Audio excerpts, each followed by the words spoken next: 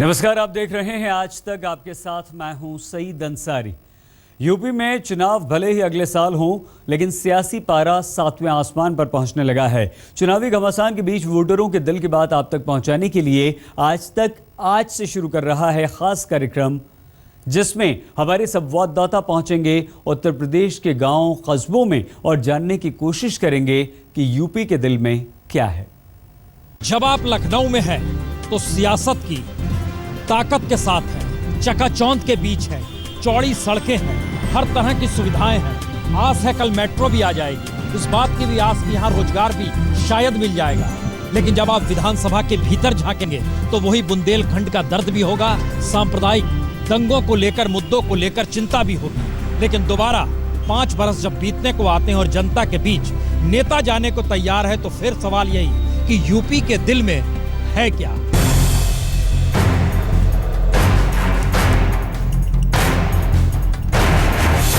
देश के सबसे बड़े सूबे उत्तर प्रदेश में बिछने लगी है सियासी बिसात। जनता को लुभाने के लिए सियासी पार्टियां चुनावी वादों की नई फहरिस्त तैयार कर रही हैं। वहीं जनता भी पुराने वादों की लिस्ट लेकर नेताओं से सवाल पूछने के लिए तैयार है। ऐसे में जनता के मुद्दों को मंच देने के लिए आज तक ने भी किया है एक नायाब प्रयोग, जिसका नाम है यूपी के दिल में क्या है।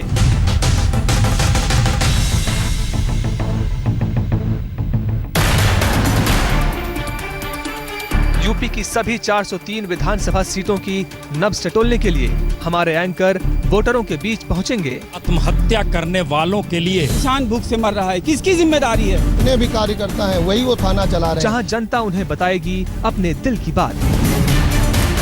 ये वही मुद्दे हैं जिसके आधार पर जनता ईवीएम मशीन पर बटन दबाएगी। तो यूपी के दिल का हाल जानने के लिए हम सबसे पहले पहुंचे हैं यूपी के शासन सत्ता के केंद्र लखनऊ, जहां 5 विधानसभा सीटें हैं।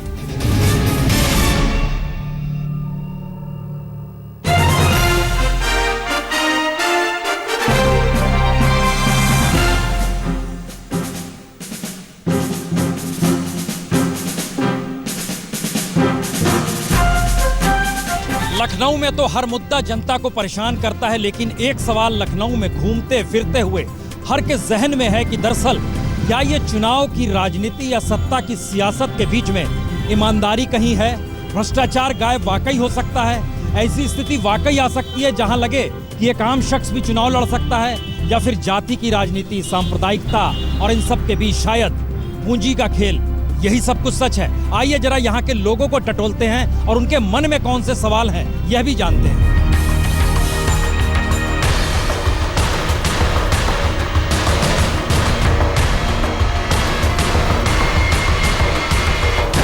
मनीष हिंदवी जी, आपके 2 सवाल बड़े साफ हैं, स्वास्थ्य और शिक्षा। आप ही सवाल कर रहे हैं सरकार ने क्या किया।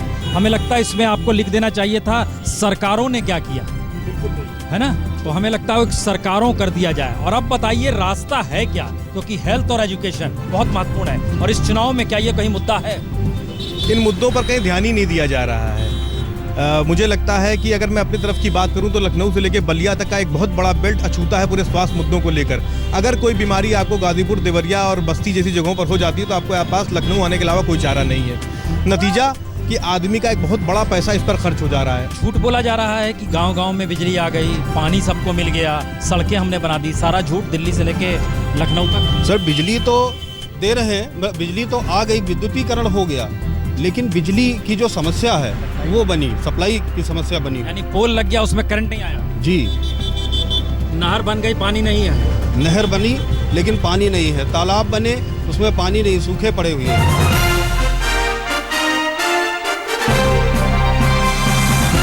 जरा बताइए, लोहिया कह गए कि जाति तो इस देश का सच है, लेकिन इतना बड़ा सच हो जाएगा कि एक वोटर को लिखना पड़ता है कि क्या जातिवाद पे ही लड़ा जाएगा? क्यों ये सवाल जहन में आता है? सर, इसलिए आता है कि आज की तारीख में उत्तर प्रदेश की जो राजनीति हो रही, चाहे वो कोई पार्टी हो, वो मैं देख रहा हूँ कि सारी पार्टियां जातिवाद पे आधारित हो गई हैं। अगर जाति कह के, जाति के नाम पर सोशल इंजीनियरिंग करके सत्ता मिलती है तो फिर क्या कीजिएगा? मुझे लगता है ये मायावती ने आज से 5 साल पहले शायद यही फार्मूला अपनाया था। आज उनका हश्र आपके सामने, स्वामी प्रसाद मौर्य उनको बाएं बाएं करके चले गए। तो मुझे लगता है कि आगामी चुनाव में यही होने वाला है।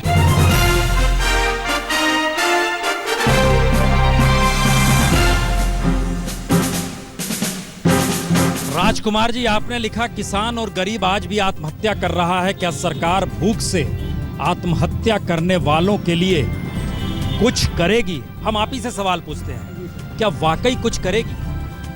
हमें तो नहीं लगता है। आज़ादी के 70 साल बीत गए हैं, लेकिन आज भी जो है किसान और गरीब भूख से आत्महत्या कर रहा है और सरकारें सो रही हैं। सरकार की फहरिस्त में प्राथमिकता में है ही नहीं ये शब्द कि गांव क्या होता है, किसान क्या होता है, गरीब क्या होता है। जिक्र कर दिया जाएगा लेकिन उस तक कुछ भी नहीं देंगे। तो आप क्या करेंगे? तो अब आगे का संघर्ष जो भारतीय वोटरों का होगा वो जाति, आरक्षण और विकास से पहले इस चीज को सोचना होगा कि जो व्यक्ति है, जो इस देश का नागरिक है, जिसको वोट देने का अधिकार है, उसको जीवन जीने का भी अधिकार है। और जीवन जीने के लिए सबसे पहली प्राथमिकता उसकी क्षुधा को शांत किया जाए, उसकी भूख को शांत किया जाए। और जो सरकार इसकी जिम्मेदारी लेती है कि मैं देश के अंतिम व्यक्ति को भूख से नहीं मरने दूंगा, उसको ही यहाँ का वोटर वोट देगा, नहीं तो उसको बिल्कुल नकार देगा और भारतीय राजनीति में वो बिल्कुल शून्य की स्थिति पे चले जाएंगे। सियासत मदहोशी में खोई हुई है और जो जनता से जुड़े मुद्दे हैं उसकी प्राथमिकता में नहीं है।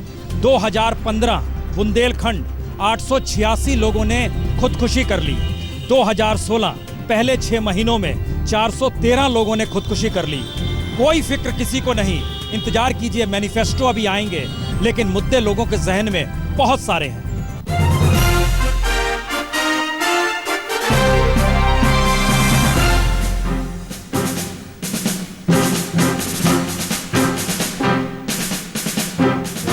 आपने लिखा कि मानविकी और समाज विज्ञान विषय की उच्च शिक्षा प्राप्त करने वालों के रोजगार नहीं, तो रोजगार की व्यवस्था हो कैसे?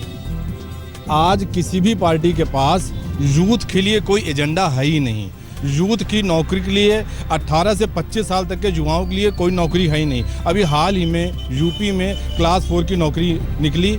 1500 से 1000 वैकेंसीज के अगेंस्ट 28 लाख फॉर्म्स आते हैं। उसमें एमए वाले बच्चे भी होते हैं, पीएचडी वाले बच्चे भी होते हैं, सच वाले की वैकेंसी होती है वो। और तो हम लोग इससे सीधा सीधा अनुमान एक ये लगा सकते हैं 28 लाख युवा सरकारी नौकरी में आना चाहता है। उसके लिए कोई स्किल डेवलपमेंट उसको नहीं चाहिए, क्योंकि अगर वो दलित है या उसके जो पूर्वज हैं वो अगर कहीं किसी मंदिर के पंडित हैं तो अब वो काम छोड़ना चाहते हैं। उन्हें नौकरी चाहिए और वो भी सरकारी नौकरी ही चाहिए।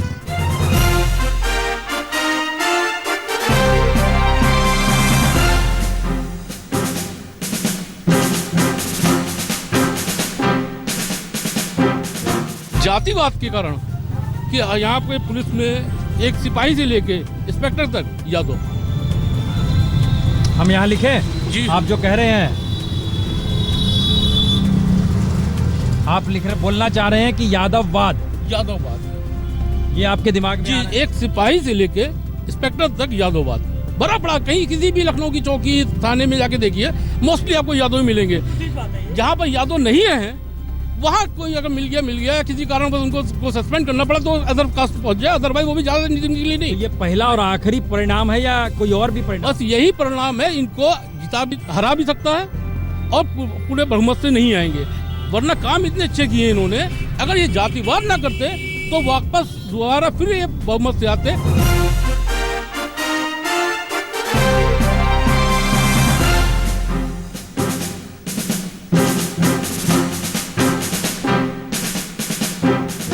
नफरत की राजनीति बंद होनी चाहिए। जमील साहब, ये आपके जहन में क्यों आया कि नफरत की राजनीति है? बिल्कुल नफरत की राजनीति हो रही है। बीच में अभी कुछ तरह के दंगे हुए हैं, कैराना है, तमाम दंगे हुए हैं। ये सब क्या है? ये सब सिर्फ नफरत की राजनीति है। कैराना नफरत की राजनीति का हिस्सा है। मुजफ्फरनगर भी नफरत की राजनीति का हिस्सा है। 2 समुदाय को जो है आपस में लड़ा के उसके बाद वोट बैंक हासिल करना, ये मथुरा भी साथ में है। चूँकि ये कानून व्यवस्था का मामला है कि नफरत के मसला है? देखिए, ये दोनों का ही मसला है। कानून व्यवस्था भी कहीं कहीं जो है कमज़ोर है और कहीं कहीं जो है नफरत भी फैलाई जा रही है। हालात मुश्किल हैं क्योंकि जो मुद्दे उत्तर प्रदेश की सियासत पे असर डालेंगे, जाहिर है उसमें कैराना आएगा, मथुरा का हिस्सा आएगा, जवाहर बाग का हिस्सा आएगा, मुजफ्फरनगर दंगों का जिक्र होगा। तो क्या वाकई ये नफरत की राजनीति वोट बैंक भर के लिए है या फिर एक दूर की सियासत की दिशा तय कर देती है? तो क्या वाकई उत्तर प्रदेश में होने वाले चुनाव आने वाले वक्त में भारतीय राजनीति को कोई सीख दे पाएंगे? क्योंकि जो मुद्दे हैं उसमें राजनीतिक व्यवस्था पर सवाल है। जो मुद्दे हैं उससे लग ऐसा रहा है कि इस देश में राजनीतिक दल चुनाव तो लड़ते हैं लेकिन सिर्फ काम अपने वोट बैंक के लिए करते हैं। रास्ता निकलेगा कि स्थिति ऐसी ही रहेगी? ऐसी नहीं रहेगी। कुछ रास्ता निकलेगा? जी जी। किस तरह का रास्ता? किस तरह की बहन की सरकार आएगी? बहन जी की सरकार आएगी, फिर वो क्या क्या करेंगी? बहुत अच्छा काम करेंगी। नहीं, कुछ बता दीजिए ना। अच्छा काम करेगी, गुंडा माफिया का सब खत्म होगा काम। सुधार ये होगा जितने माफिया हैं यहाँ से भाग जाएंगे, भागेंगे जाके बाहर, और उसके बाद में ये माफियागिरी खत्म हो जाएगी यहाँ। और बहन जी ने अब की वादा किया कि हम सर्विस जो है लोगों के लिए खोलेंगे, सर्विस करेंगे सबकी। और ये पत्थर ये जो लगाती है बहन जी ने आपकी कहा, ये सब कुछ नहीं करेंगे। आपके जितने भी गरीब हैं फुटपाथ वाले उनको सबको ध्यान देंगी। अब बीएसपी सर बहुत दूर है, बीएसपी में टिकट बेचा जा रहा है सर, बीएसपी बहुत दूर है। बीएसपी आप तीसरे नंबर पे, बीएसपी तीसरे नंबर पे रहेगी। नहीं है, ये तो पता चलेगा। टक्कर जो है बीजेपी और बीजेपी नहीं करेगी, टक्कर जो है बीजेपी और समाजवादी पार्टी की होगी। आपसे सर ये कहना है मुझे कि इस समय इन लोगों के नाम पूछ लिए जाए, आपको यहीं से मालूम पड़ जाएगा कि कितनी जो है जात पात पे राजनीति हो रही है। जाति पर है मसला? नहीं, जाति पे मसला कोई नहीं है, जाति पे कोई मसला नहीं, क्योंकि पहले गरीब आदमी जो है 100 रुपए में जितना भी सामान खाने पीने का ले आता था। अब इस बार जो है 100 रुपए लेके जाता है तो उसमें क्या लेगा? दाल वो महंगी, चावल वो महंगा, आटा वो महंगा है। एक दौर वो था जब लखनऊ पहुंचने पर लिखा मिलता था मुस्कुराइए आप लखनऊ में हैं। लेकिन जैसे जैसे 2017 के चुनाव नजदीक आ रहे हैं, जो मुद्दे उभर रहे हैं, जो दर्द निकल रहा है, जो टीस आ रही है, जो त्रासदी उभर रही है, वो डरा भी रही है और शायद चेता भी रही है कि शायद कुछ तो बदल जाए। तो इंतजार कीजिए, हम शहर दर शहर घूम रहे हैं। फिलहाल कैमरा पर्सन प्रेमचंद मिश्रा के साथ पुण्य प्रसून वाजपेयी, लखनऊ, आज तक। असम में जीत से उत्साहित बीजेपी अध्यक्ष अमित शाह ने उत्तर प्रदेश में डेरा डाल दिया है। अगले साल चुनाव के मद्देनजर वो अभी से बूथ लेवल पर रैलियां कर रहे हैं। आज बाराबंकी में अमित शाह ने अखिलेश सरकार पर जमकर निशाना साधा। कार्यकर्ताओं में जोश भरने के लिए बीजेपी अध्यक्ष अमित शाह ने सोमवार को बाराबंकी में रैली की। जोरदार बारिश में धराशायी हुए पंडाल के बाद भी लोगों का जोश कम नहीं हुआ। माइक संभालते ही अमित शाह ने अखिलेश सरकार को उखाड़ फेंकने का ऐलान कर दिया।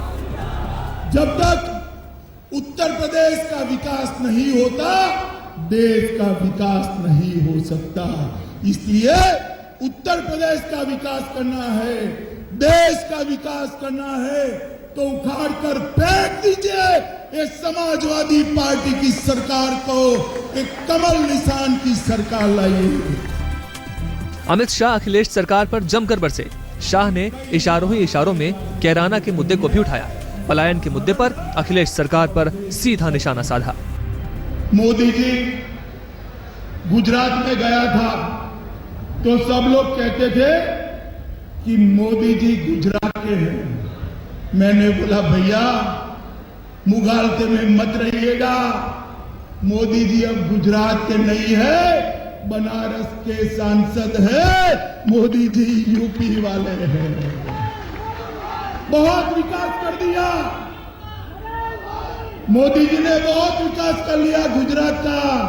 अब यूपी की बारी है, यूपी में विकास करना मोदी जी की जिम्मेदारी है। असम की जीत से उत्साहित अमित शाह बूथ लेवल पर कार्यकर्ताओं में जोश भरने में जुटे हैं। यूपी में अमित शाह की साख इसलिए भी दांव पर है क्योंकि अगले साल होने वाले यूपी के सियासी संग्राम को 2019 के सत्ता के सेमीफाइनल की तरह भी देखा जा रहा है। आज तक ब्यूरो। इस बुलेटिन में फिलहाल इतना ही, लेकिन आप कीजिए बस थोड़ा सा इंतजार। अब से कुछ ही देर में उत्तर प्रदेश के मुख्यमंत्री अखिलेश यादव से खास आज तक की बातचीत।